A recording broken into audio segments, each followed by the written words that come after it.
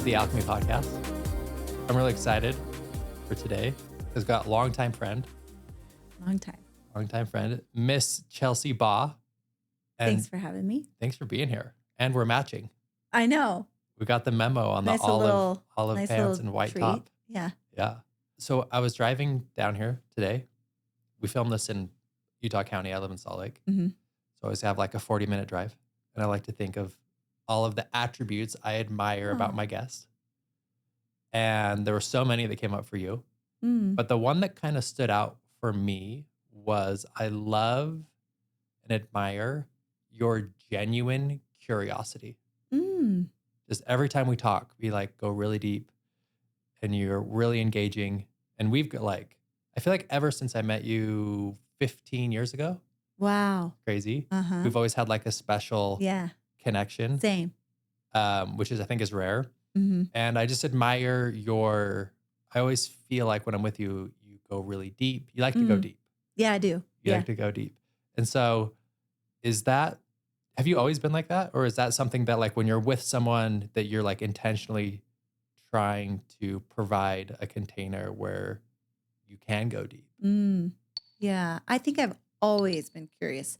So growing up, my dad loves movies.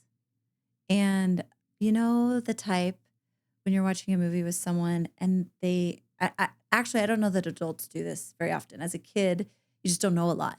And so we would be watching these movies that weren't animated movies, like they were whatever thriller, whatever he was watching at the time. So I didn't understand a lot, and I would constantly ask him questions. So I've thought of that because I've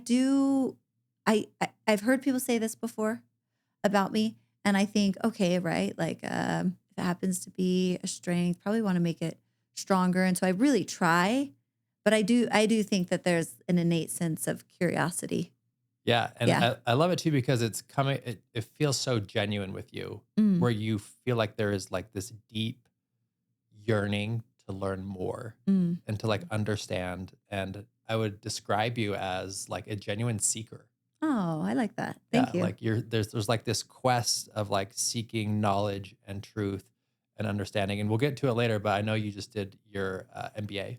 Yeah, in it right now. You're in it, and it's like a whole thing for you. And there's like this striving within you to like go deeper and whatnot. And on top of that, where I wanted to start is there's also a foundation of like deep connection spiritually. Yeah. And it's just like kind of like a part of who you are. Mm-hmm. And I know you're active LDS, and that's like a big part of your life. And so one thing that is inspiring to me is that it feels like you're a spiritual being first, like having the human experience. I like that. Yeah. Yeah, hopefully. Yeah. And so with that being said, I think that's why our conversations that we always have always go so deep and whatnot. And they're always kind of rooted in what are we learning and what are we growing. And we just bumped into each other at Flow House the other night. Yeah. And you mentioned that you had just finished Anatomy of Peace. Yes. I'm a raving fan. Raving fan of Anatomy of Peace. And I haven't read it. It's been a while since I've gone through it, but I actually just reviewed it on my notes on the way here because I want to talk about this book. Yeah. And so can you share with us, because this book, I mean, it's a life-changing book about like really understanding how we view people and how we can put them in boxes, and we put ourselves in boxes, right? We get stuck. And so I would love to hear kind of like what your takeaways were from Anatomy of Peace and, and what that book has meant for you. Oh, so many. I can't decide if it was, just right timing mixed with a great narrative with solid truths, because I've just been having an experience with certain individuals that are tough this past year. So there has to be a little bit of that where it was so relevant. But even without that, I think, kind of going off of what you were saying, I do have a real genuine interest in people. And so it was a really curious thing for me to think, oh, how often am I that person for people? But when am I not? Like when do I not see them as a person and instead seeing them as an object? Right. Because that's the crux of it, is if we could actually see people for who they truly are, that we probably are living with a heart of peace.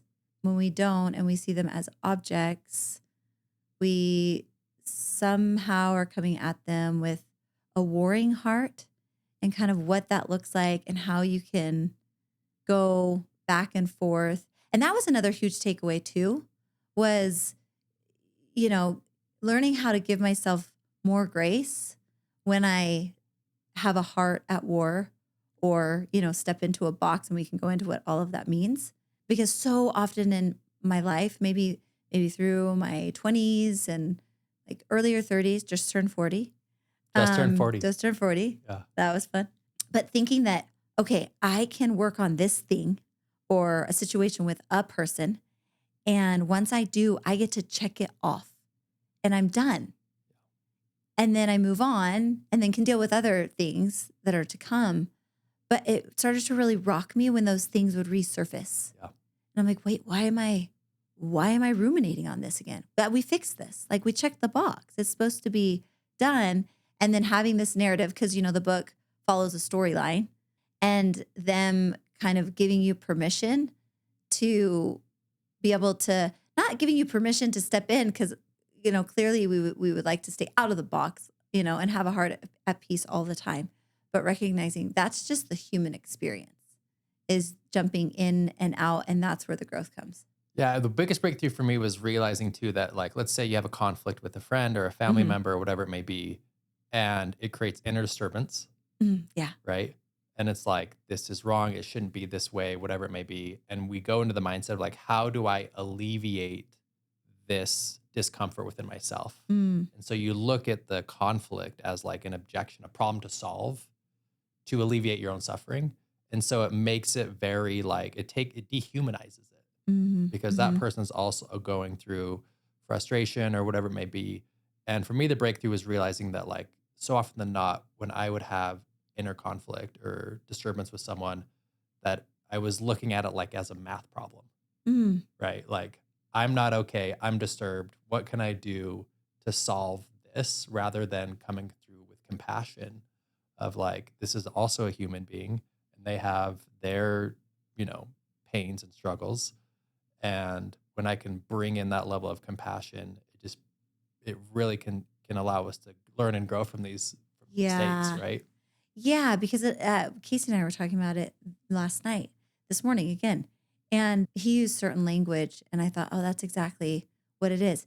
It allows you to breathe a little bit when you allow that compassion in. Yeah. Where you have, clear intellect, where you're not just in your base brain, you're not just in survival trying to, fix it, because that's what your brain is always seeking homeostasis. It's like, I need that balance. I need to get there quick. And instead letting that compassion come in and kind of settle and work its magic.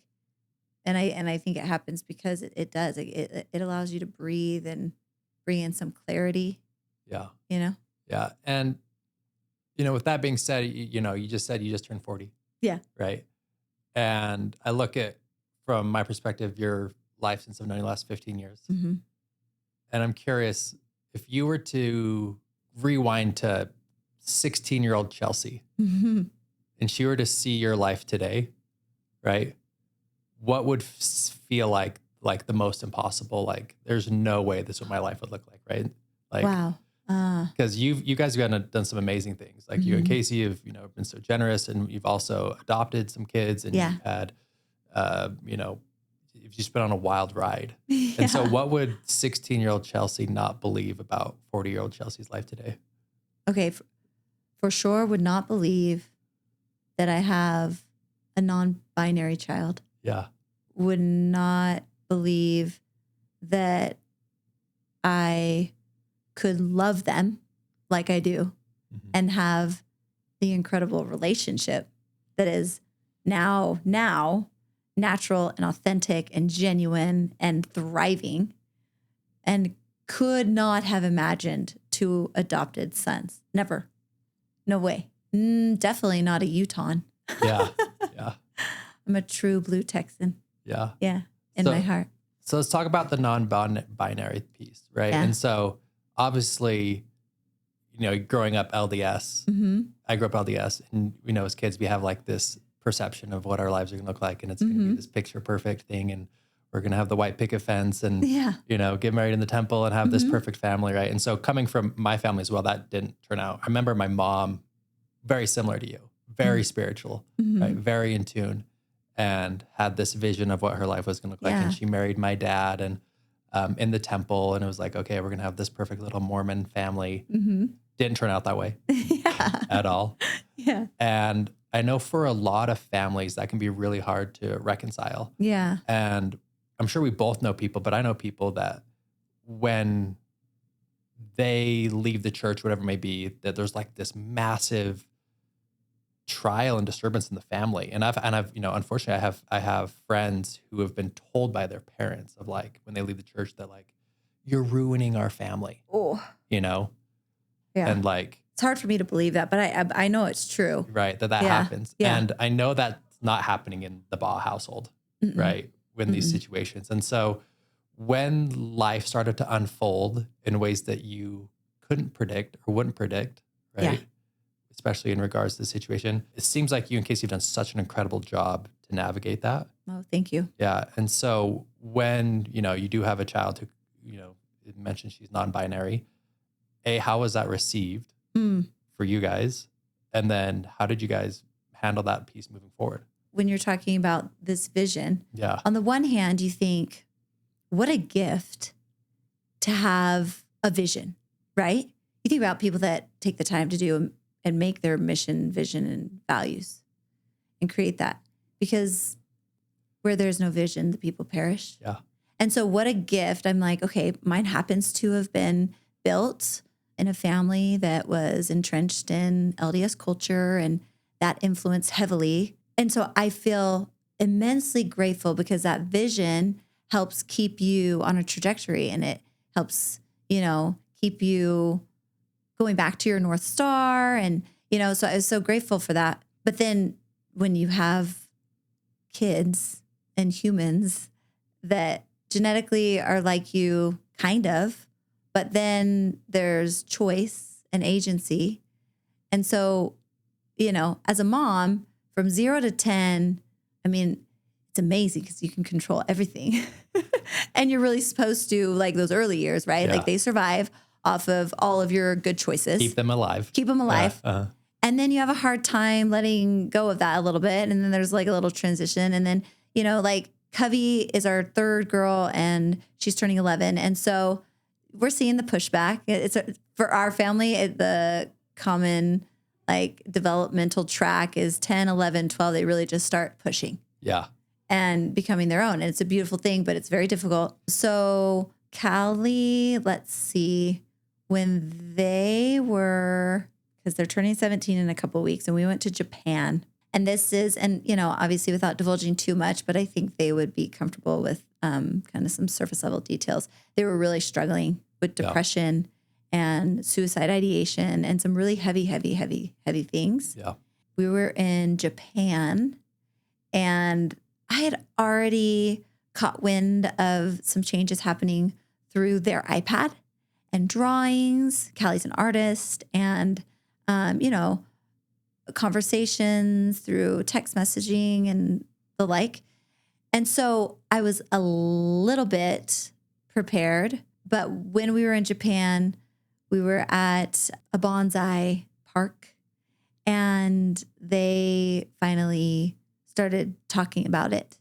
And it completely throws you because you're dealing with a massive amount of cognitive dissonance and emotional dissonance that is impossible to work through in real time. I don't think we did that great of a job at first. Was there like an initial resistance to it? Oh, yeah, completely. Yeah. Because again, your mind, right? Like it's made to survive. So when something disturbs your mind, it is designed to protect and defend and fix. It doesn't really, and like your base brain doesn't really differentiate between like what's best for the other person. It doesn't rely on that higher intellect, right? It's like we're born and that's what we have, right? And our intellect forms over time, but you still have to deal with it even as an adult. And so that's just where information comes, right? It's like comes through the like, the back of your brain. And so at the time I didn't know any of this though, right? And so when you react, you think you're doing a good job, right? I'm protecting. I don't want this to happen. What was your initial reaction? Gosh, what was my initial reaction?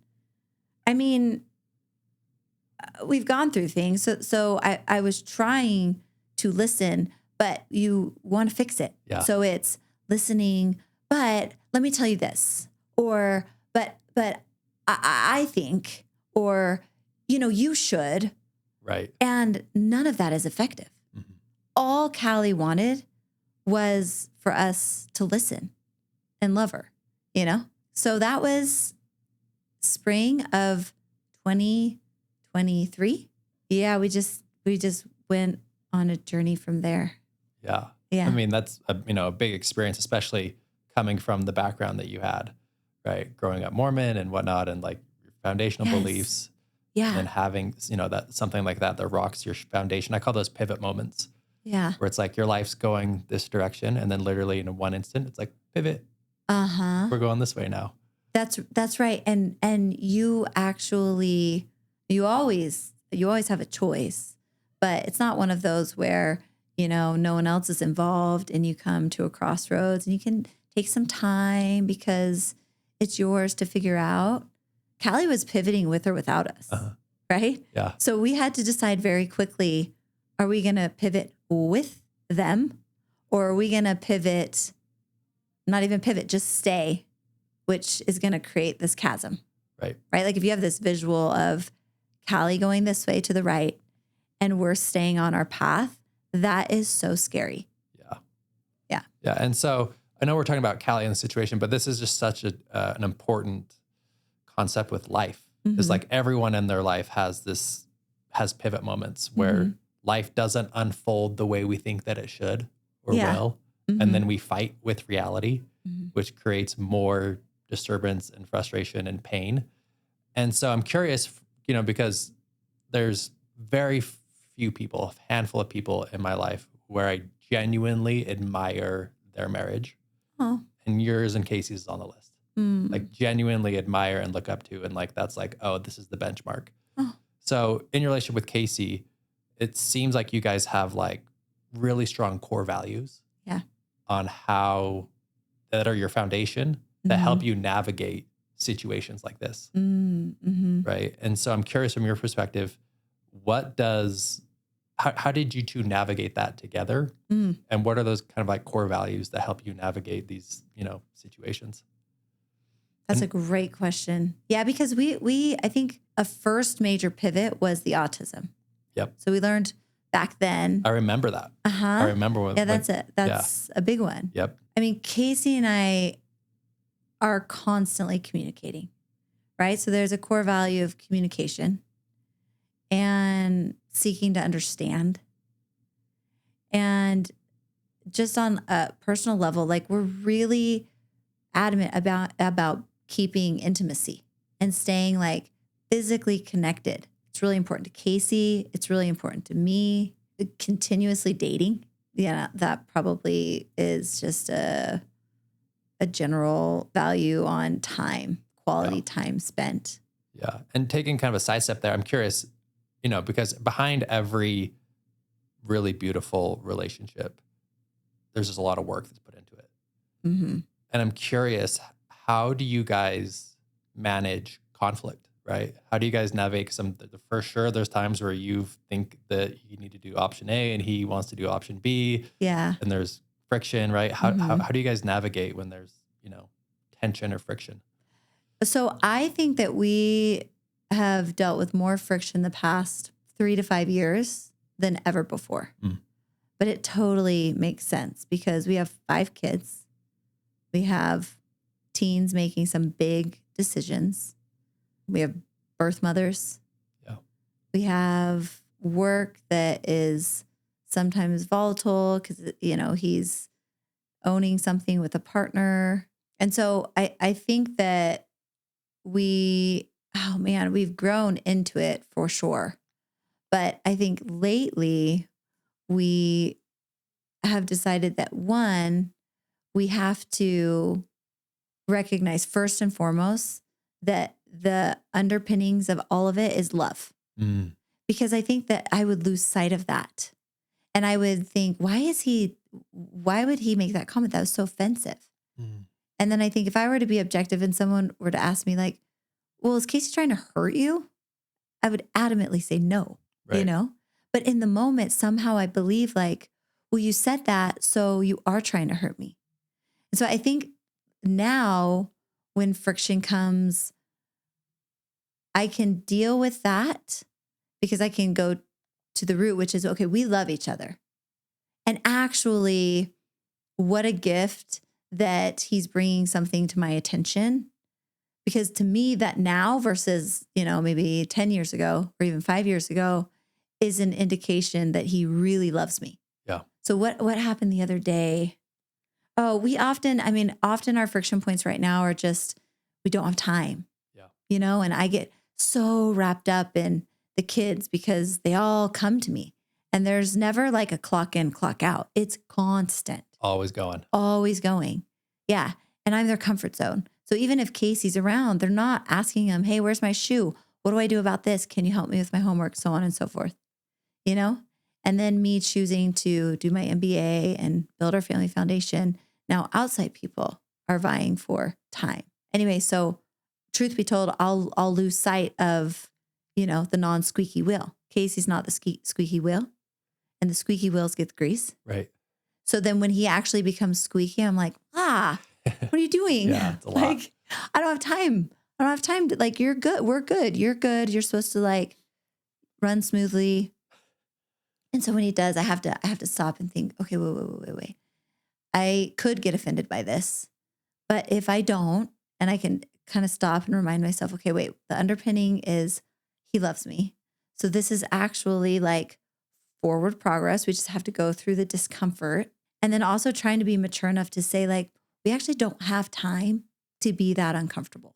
Yeah. That's the other thing that we've learned, because things are happening so fast and there are so many inputs all the time that we've got to correct it and move on fast.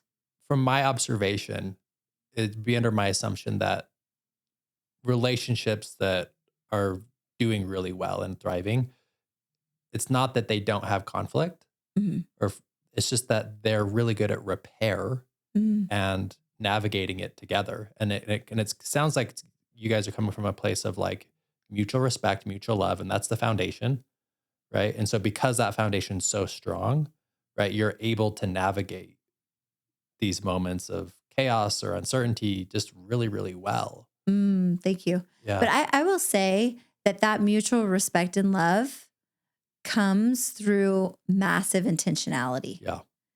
I mean, I think, when you first, for me and Casey, when we were first married, we were madly in love and what a gift. We were so attracted to each other, which was great because that kind of kept us Built a foundation. Yeah, it built a foundation. But, I was just talking to my girlfriend the other day randomly on a walk and we were just talking about this very thing in marriage. And she's like, I'll just try little tricks and little things to help me stay in love.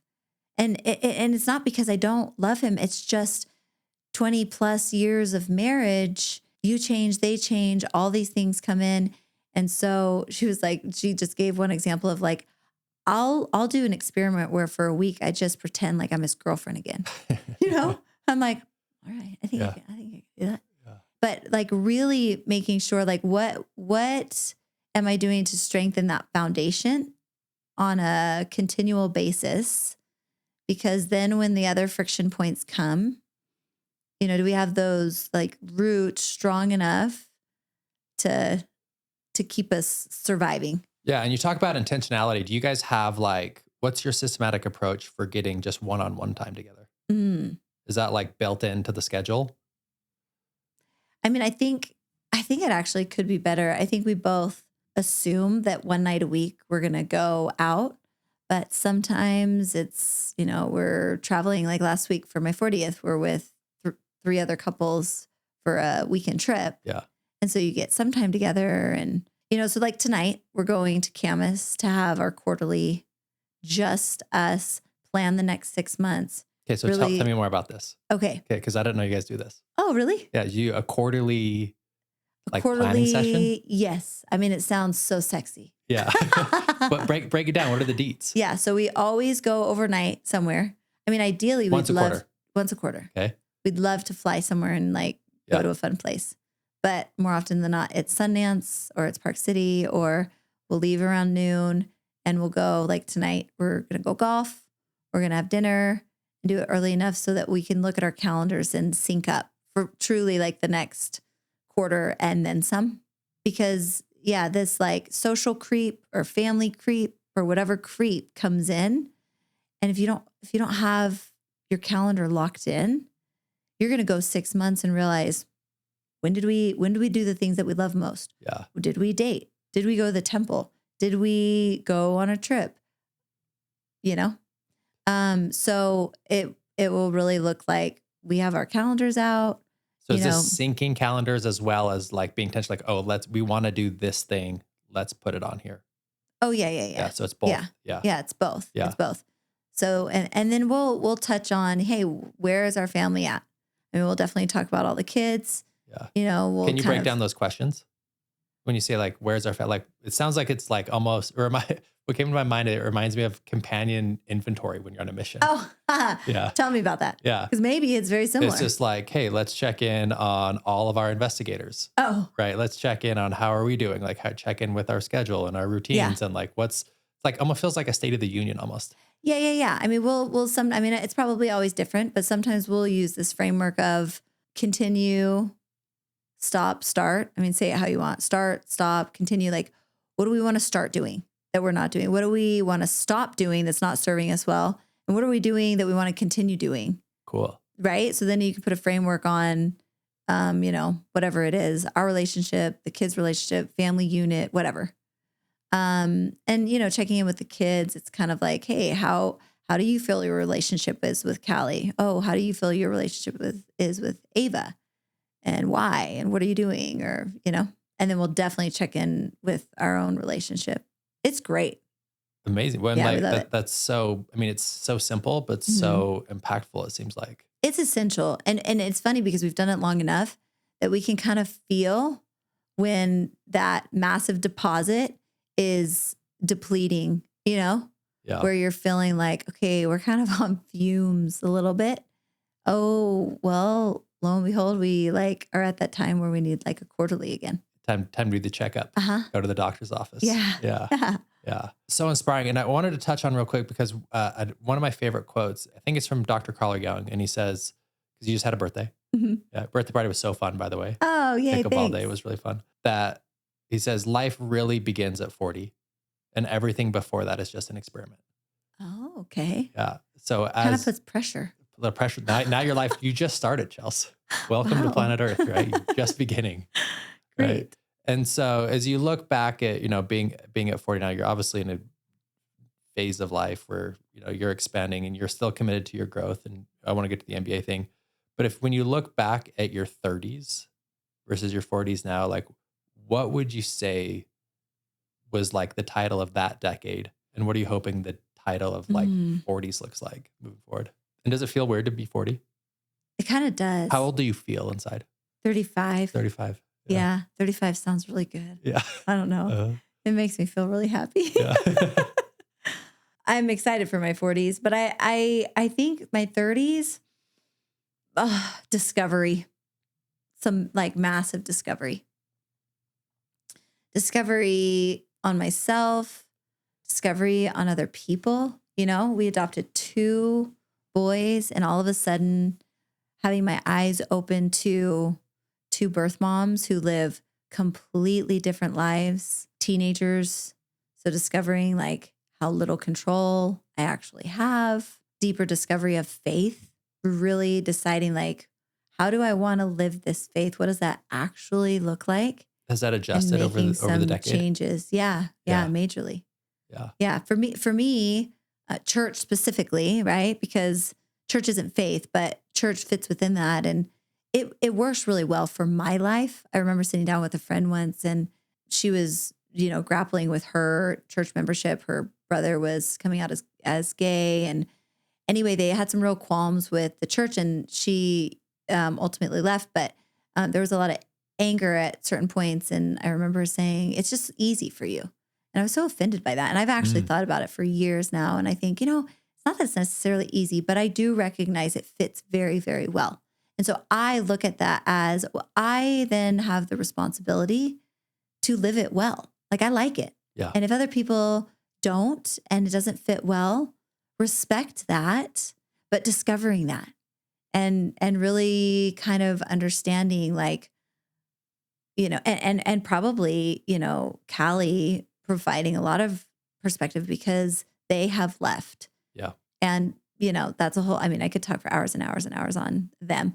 But yeah, that added a lot of perspective and questioning and trying to understand, and requires a lot of patience because, you know, all of these discoveries take a lot of time. Yeah. One thing I just want to, acknowledge you for is you mentioned the respect piece.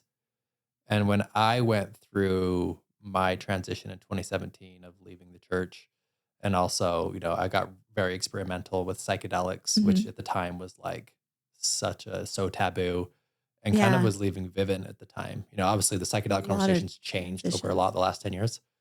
But when I first got in there wasn't many other people in our environment that were experimenting. Obviously now you hear more podcasts and shows about it, so it's a little bit more Mhm. normalized. But I just want to acknowledge you that when I left Mormonism and when I was telling, Casey crazy psychedelic stories, Mhm. I never felt judged by you guys. Oh, good. And at that time in my life, Mhm. that was so meaningful to me because I Oh. felt there were a lot of other friends or colleagues or mentors where I felt extremely judged by. Mm. And so I just want to highlight that for you is that I felt that respect very much. And it meant a lot to me at the time. Mm. And it was actually very impactful for me because it was like, you and Case were probably very few of the people where I'm like, okay, cool. I didn't lose them as friends. Mm. Right. Yeah. And, there was definitely, I kind of went, really deep into the clouds. I kind of went a little pretty far the deep end for a little bit. But, yeah, so I just wanted to acknowledge you about that because that was That's nice of you. a very important time in my life. And like, I remember distinctly, you and Casey came down to Salt Lake. We went to that yoga class. Oh, yeah. Remember, we did like a yoga class, and you and Casey took me to dinner. Yeah. And I think I was just telling you like crazy stories of like some of my psychedelic But we experiences. liked that Doug face. Yeah, It's entertaining. yeah, it was a great phase. It's wild time. Yeah. I'm glad I'm not there anymore. But yeah, I just wanted to acknowledge you for that because that Oh, was a very thanks. impactful time, and the respect I felt from you was, very meaningful for me in a time where I felt really unstable. Mm. Well, that's very nice of you to say. It's interesting because sometimes I don't feel like I give that kind of grace to everyone, Mm. you know? Say more. I don't know. There was truly no judgment there. Like, even behind the curtain, like behind closed doors with Casey and I, our conversations, if anything, like, the conversation was like, we just love you so much and care for you. So there was like concerning language that, like, we just hope that it all turns out for Yeah. Doug, and we knew a component of that was being there, Yeah. but then, I don't know, maybe siblings or even friends. I don't know why that is, where it can become a bother. Like, I do become a little bit more judgmental, and I don't know why. It's like another discovery thing. I'm not there yet, Yeah. but I'm glad that I could be that person for you at the time. Yeah. Yeah. It Yeah. was really impactful. Yeah. So going back to this, your 30s were discovery, Mhm. right? Kind of, you've had some really impactful moments too. Haven't even gotten into what the whole adoption process was like for you. I know you guys had some really intense experiences with that. Yeah. I did want to ask you on that, the adoption, was that always something you were open to? Mm-mm. Or was this like, what was that process like of realizing that like, oh, adoption's it's on the table Yeah. and it's a real decision. And what was that like internally going, making that shift? Okay, so I will say maybe one of my gifts is being proactive and just going after something, even if I don't know much about it. But Heavenly Father, God helped me a lot on this one because I had never thought of it as a kid. That was not how my family was coming at all. Right. I was going to have 4-ish kids. That number seemed good. Yeah. But I came from a family we've got it of all mapped out 4. when we're 16. Yeah, right? Yeah. And so that felt good. And then when we had fertility issues, you're like, okay, this is How long did taking that a while. fertility issues last for? It Was that actually was not long. not long? In the moment, you think this is forever, Yeah. but it really was not, because the gap between Covey and CJ is 5 years. Yeah. So it's not that big. And we didn't even start trying until like a couple years after Covey was born. So maybe 3 years. Yeah. And did you guys try other alternatives? Was there like IVF? IVF, IUI? Those are the only, those are the main 2. IUI is less invasive and IVF is like pretty invasive and involved. Yeah. And we had failed, and then tons of failed IUIs. And then we would like go back and forth and switch between the 2. And we never took a break. It was like 1 month after another. Just trying to get it done. Yeah, just trying to get it done. And then every time, statistically, your chances go down, right? With each fail, it's kind of like, well, now you are at like 30% chance of actually getting pregnant. And so I had this epiphany one day, and I thought, 30% versus adoption's 100%. Like eventually you will be matched. It might take a long time. And I was naive to the whole process. So I just assumed, well, it's 100% and it'll happen fast, For us, it did happen lightning speed fast. But that was kind of what switched my perspective on, like the possibility of adoption. The emotional side, it took me a minute to get there, but I just was going off of this 100%. Like, I think if I just trust enough this process and trust that, I have this belief that our families were families before we were here. And so whoever comes, they're my child and they're meant to be with us. And so I better just take this leap, because whoever's up there is like banking on me trusting. Yeah. But it was really uncomfortable because you're working with a sheet of paper that says like what gender, what ethnicity, like, do you want drugs, no drugs, all these questions. Wow. And it's really bizarre to be picking, Yeah. Like ordering. Yeah. Yeah. Yeah. That's really kind of what it felt like. So you get a little disenchanted because you're like, okay, I guess there's no other way, because these things actually do matter to me. And if we're picking gender, yeah, I actually would love some boys. Yeah. That sounds pretty amazing. Anyway, kind of came around full circle when Kara, Casey's sister, adopted. And I didn't know that. Yeah, she adopted right when we were starting our fertility treatments, or like really going deep into them, IVF and all that. And it was a whirlwind. And so she ended up adopting in Utah. And then I took Jack after a day of her bringing him to our in-laws' house because she got sick. And so I was taking care of Jack for a week as a brand new baby. And I had this moment of clarity because I was running on the treadmill, and here's Jack. And I'm like, this is pretty sweet. Like, he's days old. So if this were, me in the future, this is not so bad, All of a sudden I had this wave of emotion towards him, just pure love, because he was relying on only me for his survival. And I was his mom for those few days. Like, he didn't know any different. Right. So it was all me. And I felt that connection. And I had a very distinct heavenly message that said, this can work. Like, this is possible. Like, just this little tender message, not saying you will adopt. It was not that. It was just a very tender, like, just remember this because.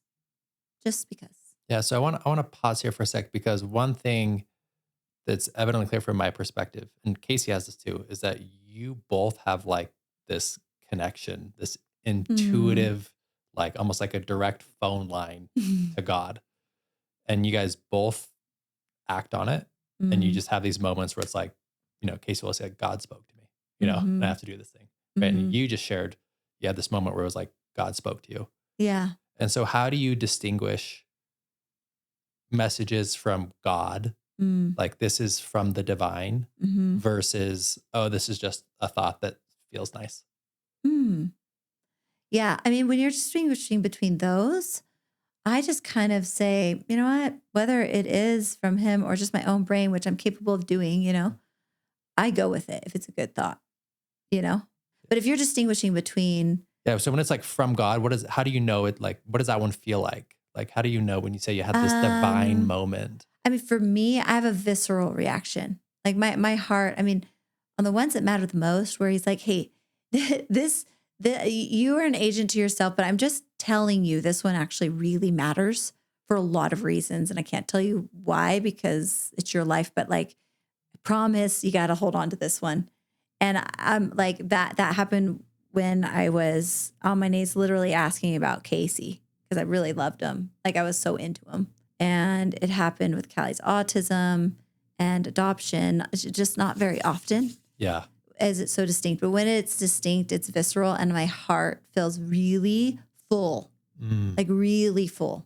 And I don't receive like voices or verbatim messages, but I get like a general, like, like it's like I'm looking at like my surroundings and that combined with this feeling, I'm like, I can interpret that as, hey, this is a special moment that you need to remember. Is it like a knowingness?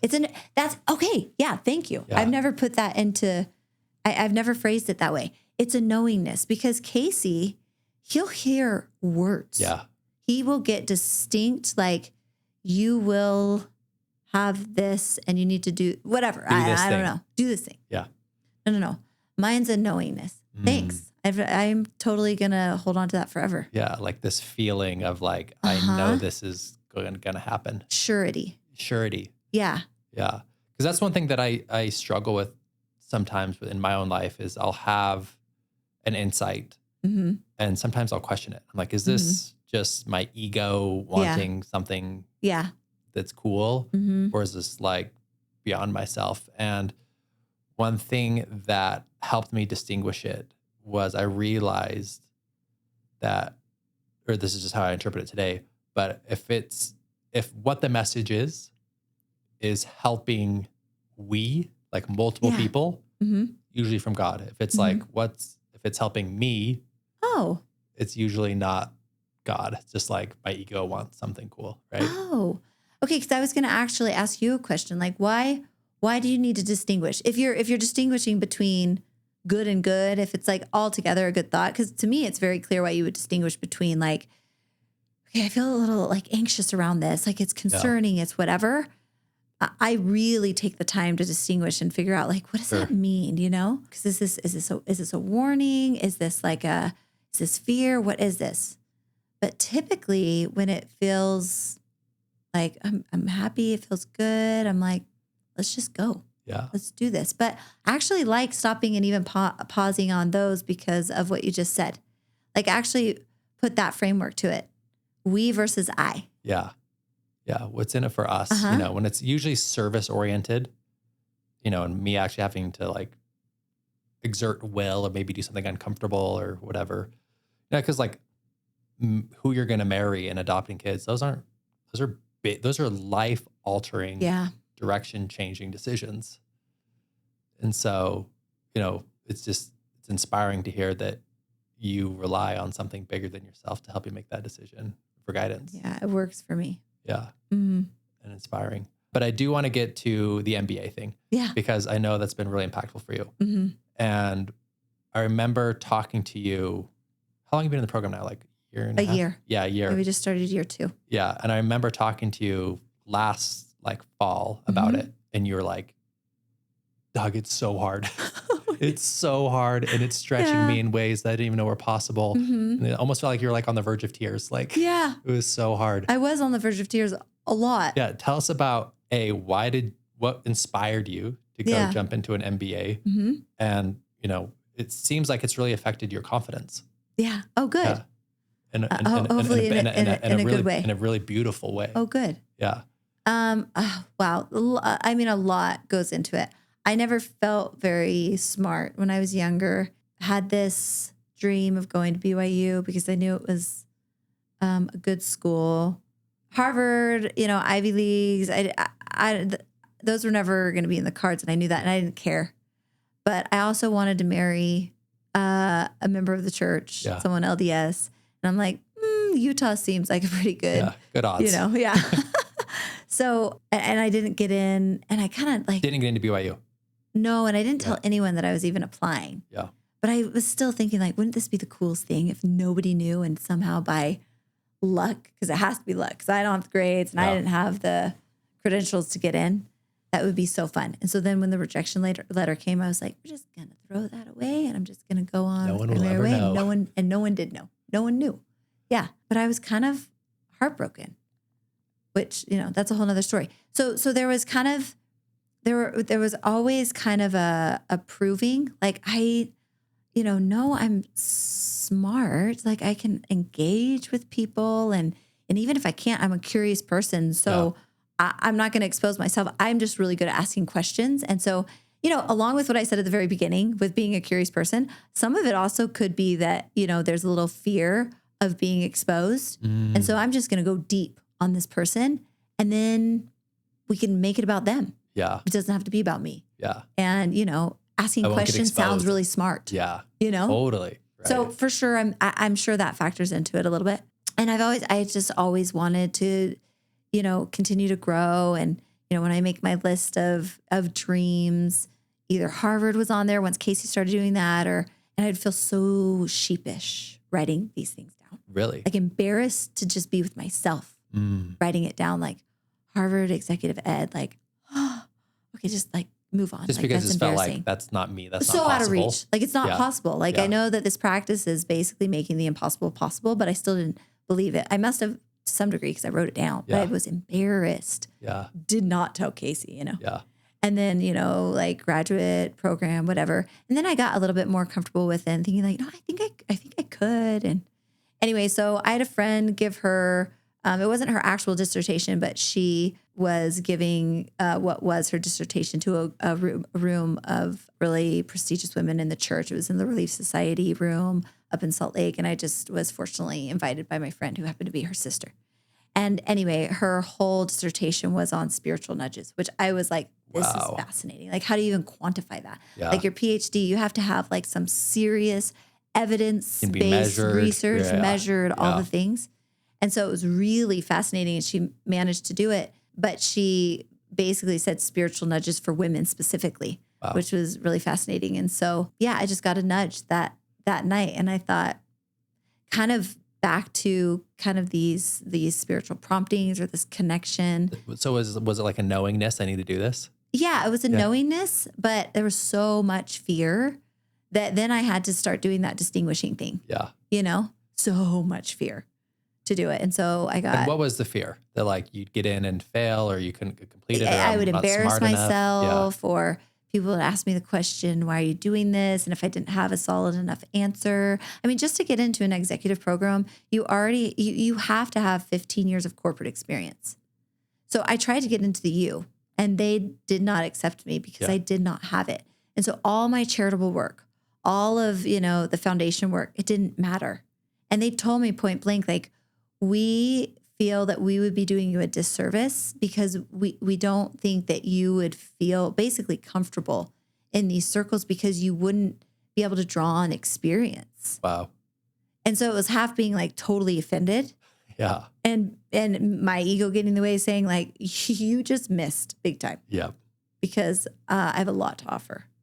And then also being like, shoot, what am I doing? They're totally right. Yeah. And then BYU, it was just the right fit because they value women on a different level because of, the culture that the church is built on and women leading. And, from its roots, they've really like prided themselves on women leading, So, I don't even know where we were at, what you asked. Yeah, just your process of the nudge of like, I have to go do this program. That's right. So those were, a series of different moments in my life that culminated to like, I think this means an MBA, executive MBA. So walk us through when you joined, were you just so intimidated and scared and yes. Yeah. Yeah. Because there was a side of me that I knew I could own. And that was like, I know I'm going to kill it with my outfits. So I'm like, I know I'm going to look really good. I'm going to look so good. That's my ego side, right? I'm like, at least I'm confident in that. And, I can ask some serious questions and I'm good at that. So I was banking on that. Like, I'm going to present myself well and I'm confident with that. And I am going to ask a lot of questions. So I didn't in the beginning leave a lot of room. And I went in with some one-liners, some solid, I run our family foundation. Yeah. That was ready to go. Yeah. Whip that out at any time. And if we needed to expand on that, I would. But, mostly people like to talk about themselves. So I was banking on that's about all I need to say, and they'll be happy with that. Yeah. So we can move on to them again, Yeah. And it worked. It actually worked. Yeah. So once you get under the hood, now it's we're dealing with, case studies and exactly work. And it was now. Yeah. So now I'm exposed. You're exposed. Yeah. Yeah. And I have dealt with some serious, it's called interoception. Okay. I don't know what that versus is. introspection. Okay. I can do the introspection really well. Why am I thinking this? Let's dig deep here. Interoception is becoming really cognizant of the visceral reactions of your body. Mm.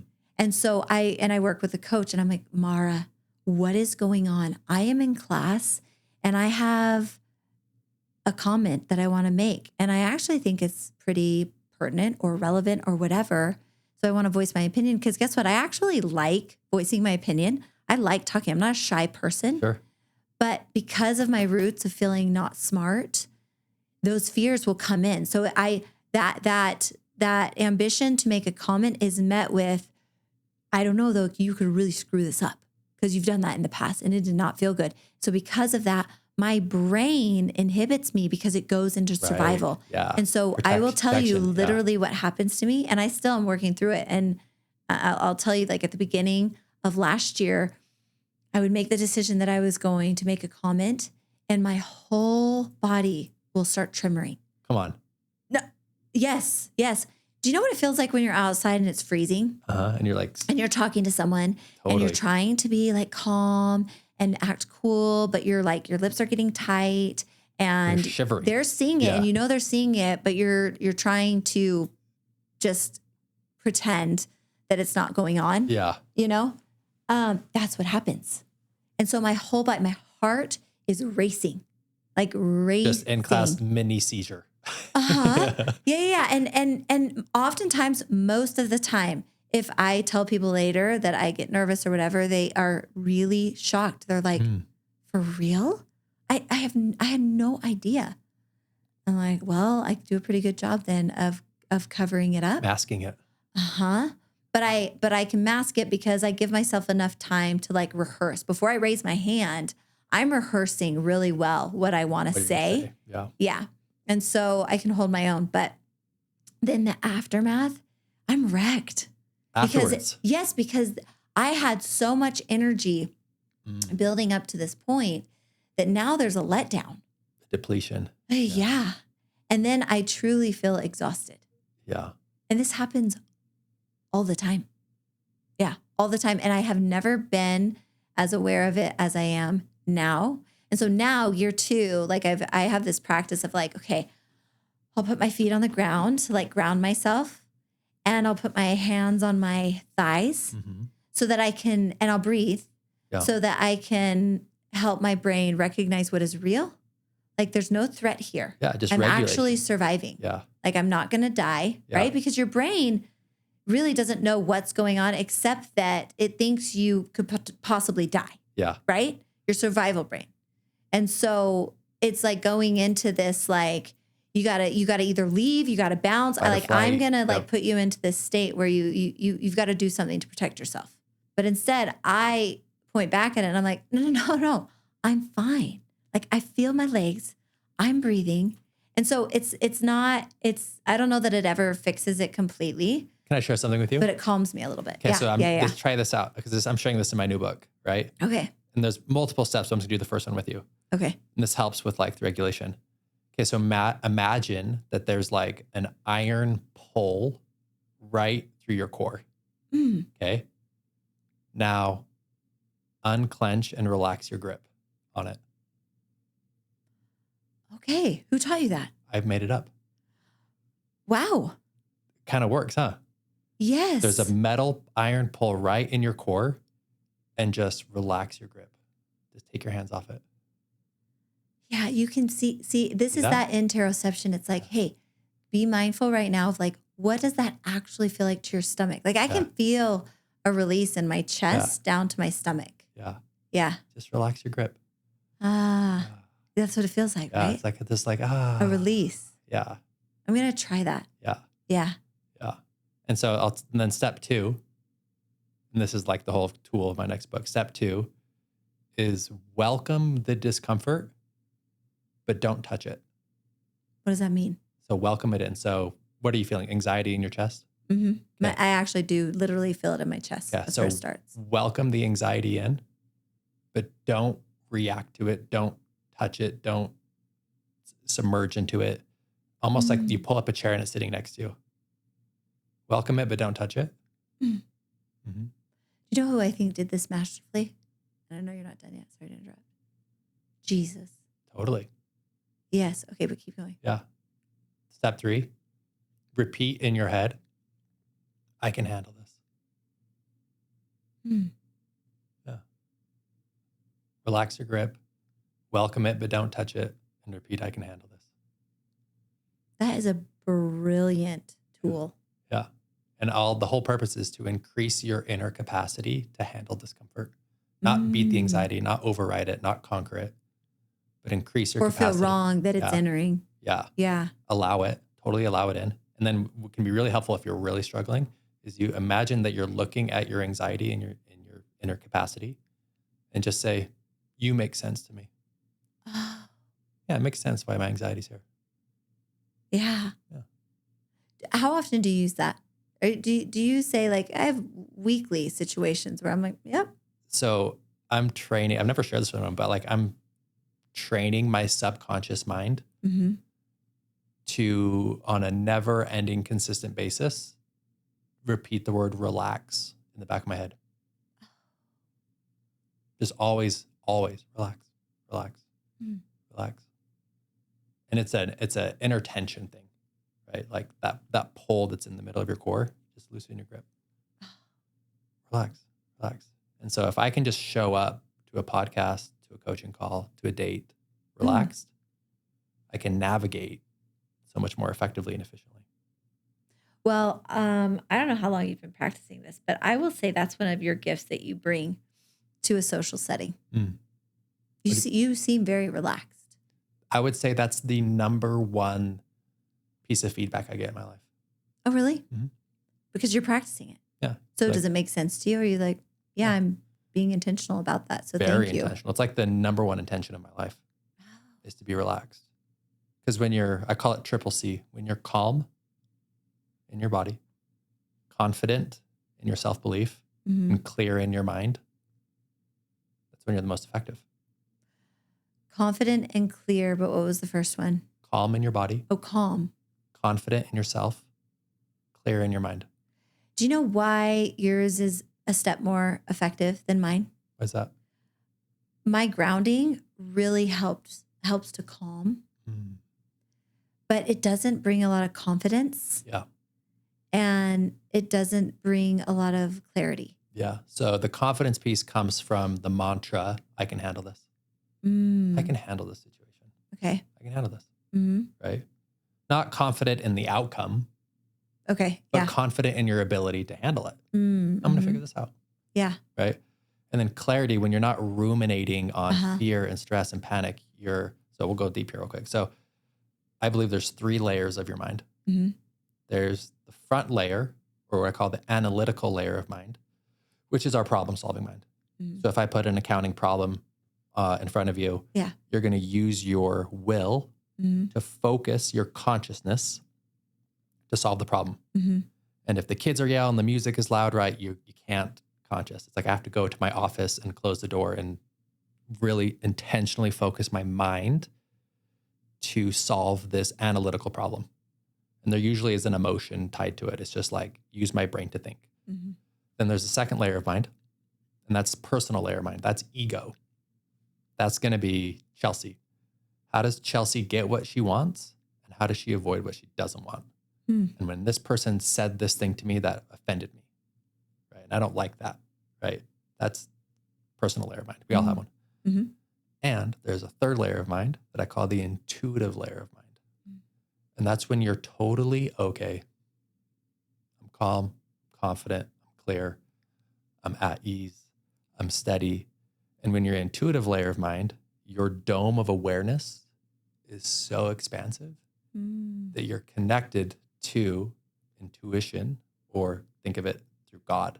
Yeah. So think of it as like truly a satellite where you can either be down and closed off, or you can open up and be connected. And now it's like so think of like an old school radio and you had to find the dial. And if it wasn't quite on the dial, there's a lot of static. Yeah. And it's like, but if you get it just in the right spot, the signal comes in really clear. Right. And so when you're in that third layer of mind, intuitive layer of mind, the signal is just crystal clear. Yeah. I like that visual. I've never thought of it as kind of like a radar or a, you know, satellite. Antenna is the word I was looking for. Antenna. I mean, I often visualize like a conduit and thinking about like on my end, it opening and closing. Yeah. You know, and what am I doing to keep it as open as possible? Totally. But I like that. Yeah. So, and my belief is that, and then, so the next book's on, but like when you're so consumed in personal layer of mind, I'm slightly agitated, I'm slightly fearful, I'm slightly insecure, I'm a little jealous, I'm a little frustrated, right? You're ruminating on a lower level. So you miss, the messages and the insights are still there, but you're closed off to them because you're so focused on alleviating emotional discomfort. Whereas if you can expand your inner capacity to handle your emotional discomfort, so all parts of you belong. Fear, frustration, jealousy, sadness. My inner state's so big. It's an auditorium, so big. It all belongs. Yeah. Now I'm open so I can still tune into this. Do you know what I started doing to help with my rumination problem? Because that's what is happening, right? Like I sit and wait for so long to make that comment. Yeah, right? I'm like so closed off and I'm so in my own head in this personal layer. I go in with an intentionality, which is I am going to make a comment right away. And I go in knowing that I'm going to just make one first off so that I can like get it out there, get it over with. And that has actually been helping me to mitigate against this rumination. Getting pulled into this rumination. Yeah. It's been helpful. I love it. Yeah. That's very insightful. Well, Chelsea, I could talk to you for hours. Same. You're one of my favorite people in the whole world to talk to. Oh, same. Yeah. Yeah. Yeah. So thanks so much for being on the pod. I'm inspired by you guys. I'm really excited for what this decade of 40s is going to look like. And I know you guys, you specifically are just have a really big open heart and you focus on impact and service and love. And it's something that I admire about you and look forward to in my own life as well. Well, thanks for having me. Thanks, Chelsea.